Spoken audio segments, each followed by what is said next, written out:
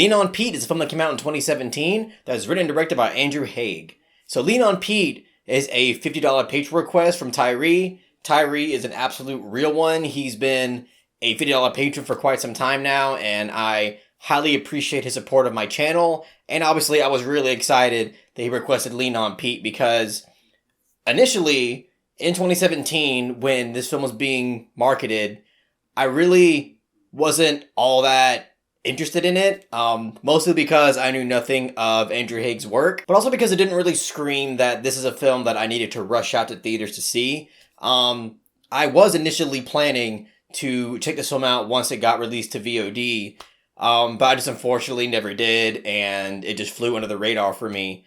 But ever since its release, I've been hearing nothing but great things about it. I hear it's an incredibly overlooked and underrated film in A24's distribution filmography.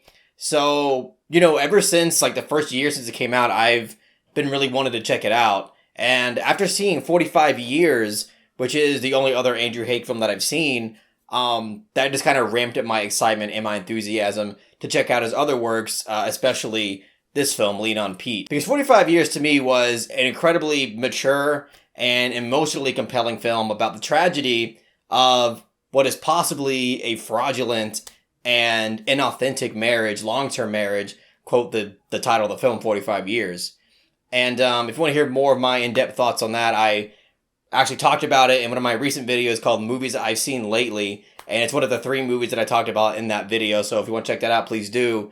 But moving on to the film Lean on Pete, after seeing Lean on Pete, I think that this is also a great film. And I know that at this point, people might be tired of me calling a lot of films great in terms of a lot of the films that I review. It just so happens that I only kind of gravitate towards films that I believe to be my cup of tea. On top of the fact that people just request films that they also think I would enjoy and say interesting things about. I'm trying to mix it up. I'm trying to, one of my New Year's resolutions is to watch and review more films that are out of my comfort zone and aren't my cup of tea. And hopefully spice it up and give y'all maybe a little bit more entertaining content in terms of films and talk about films that I don't like. But anyway, before we get off subject, yeah, I thought Lean on Pete was a really great movie. And a lot like 45 Years, it's a slow-moving experience. But again, what feels to me to be incredibly mature, coming from a writer and director that I feel like truly understands the emotional weight of the subject matter. Because this film was a lot more dense, emotionally speaking, than I anticipated. I mean, yeah, we kind of get that vibe with 45 Years, but Lean on Pete I felt was sending me a bit of a different type of vibe. I mean, I did expect it to be emotional in some way, but overall, I expected it to be a little bit lighthearted, but that's not the case at all.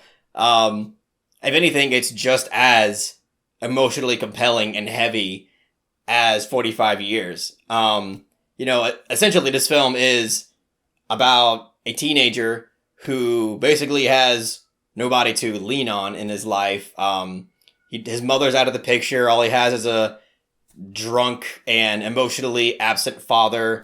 Eventually he meets the horse who's actually, his name is called Lean on Pete.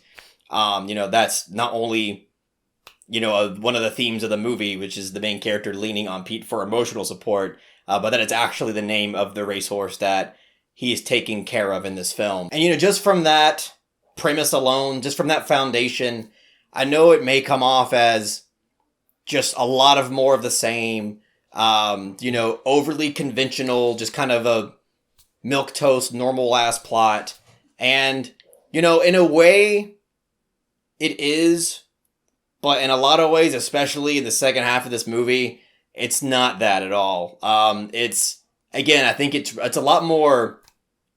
It definitely pushes audiences out of their comfort zone and does some daring things that I think would be hard to watch for a lot of people, because it's simply unafraid to get into uncomfortable levels of tragedy and also just the uncomfortable realities of the consequences of what could happen when somebody growing up just doesn't have that foundational support, that family structure, and really anybody in their life that they can rely on. So yeah, I wouldn't say go into this movie expecting a type of lighthearted and, uplifting, positive experience. Even though this film does have, I do feel like this is a life-affirming movie and ultimately is uplifting. It just goes about it in an incredibly depressing way. But I really respected and admired this film for that because, as I mentioned, that's something that kind of separates it from, your average movie that is about a relationship and an emotional connection between a human being and an animal or a pet or what have you. This film, I feel like, again, takes a lot more of a realistic and, drags audiences into a more uncomfortable area, regarding its actual subject matter. Because in one way, this is a film that is, in one way, it's actually kind of like a coming of age film, where somebody is having to learn how to problem solve and learn how to deal with, obstacles in their life and becoming an adult and, having to fend for themselves. But in another way, this is a film that is also about homelessness and the specific circumstances that can lead someone down that hopeless road, while also showcasing the circumstances and what leads people, especially again in this film, like a young adult, to unfortunately commit crimes. And again, it's all told in this foundational and easy to understand type of way to where a lot of people in the audience, I feel like, can draw the necessary conclusions that Andrew Haigh is trying to make, which is, to me, the biggest one has to do with loneliness and the lack of a family backbone that in turn leads to hopelessness and, in a way, forces somebody who feels incredibly trapped to make decisions that they know aren't right, but is their only hope to make them feel like they have something in their life. Steve Buscemi, the human cigarette, is also in this film, along with Chloe Sevigny, and they are both really great in the film. Steve Buscemi has more screen time than Chloe Sevigny, and I think he does a really great job in what he's supposed to do because he is temporarily supposed to be a type of father figure for our main character, but as the film unravels, that type of image it just kind of unfolds. But his actions is ultimately what leads our main character down this really dark path. And I'm telling you there's something that happens in the second act that I just found appalling. I was shocked and again, just downright flabbergasted at what I was witnessing. And it's not something that I completely didn't see coming in terms of just like a narrative detail, but in the way that it was expressed and the way that it was executed, and in my opinion, the almost sporadic way that it flowed into this event was shocking. And even though it really took a lot out of me, it's one of the more impressive elements of the film, dramatically speaking.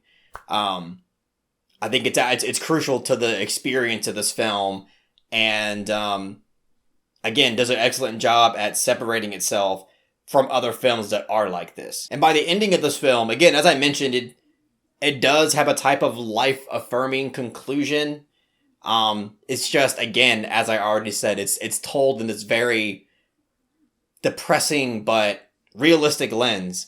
And thematically speaking, I feel like it does express a lot about the tragic tendency for a human being to distrust other people because of their past experiences, and also the tendency to view goodness in general as just a fantasy. After you just go through so much bullshit in your life, you just feel like anything good that happens in your life or could potentially happen in your life is just unattainable and is ultimately just a fun thought in your head. And forcing your mind and your body to come to terms with the fact that you might actually finally be in a normal position to actually pursue your life the way you should, can be terrifying and also just emotionally impossible to come to terms with. But in terms of criticisms of this film, I will say there are moments in this film where I feel like the dialogue is a little bit too on the nose. It's one of those things for people who know just my taste and my sort of pet peeves when it comes to filmmaking. On the nose writing that is verbally saying too much to the audience when I feel like it's done way more than enough to convey what it's trying to say. That's like something that always has really bothered me. And this film does have a handful of moments where I just feel like it goes too far with the dialogue in terms of not only explaining elements of the story, but just going a bit too far in desperately just wanting to explain what certain moments mean and the struggles that characters are going through.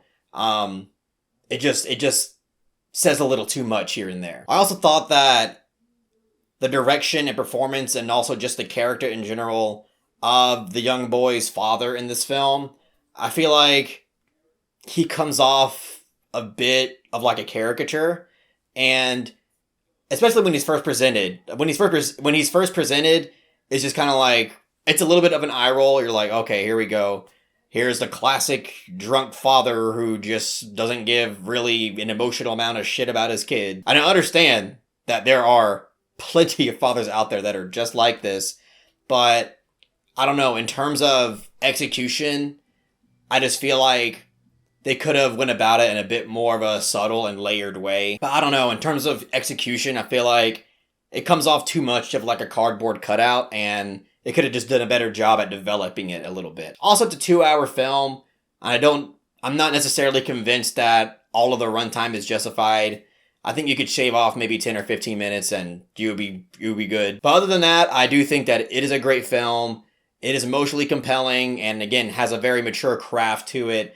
And a lot of what I loved about 45 Years is definitely present in this film. So I'll give Lean on Pete a strong 7 out of 10. I'm that star up in the sky. Hey, I made it. I'm the world's greatest. For those of you who are familiar with Andrew Haig's work, what do you think the next Andrew Haig film should be that I watch? Should it be his latest release, All of Us Strangers, or something that he's done in the past? Let me know in the comment section what you think. Also, what's the next A24 film that you're really, really looking forward to? For me, it's more than likely Love Lies Bleeding, which I actually put in my top 10 most anticipated films of 2024. And it's coming out next month, so I'm really looking forward to that. But what are some more films that you guys are looking forward to? Let me know in the comment section. Anyways, that's all I got to say about Lean on Pete. If you really enjoyed what I had to say about the film, please give it a thumbs up and share it amongst your friends. And don't forget to subscribe to the channel to be updated on more film-related content.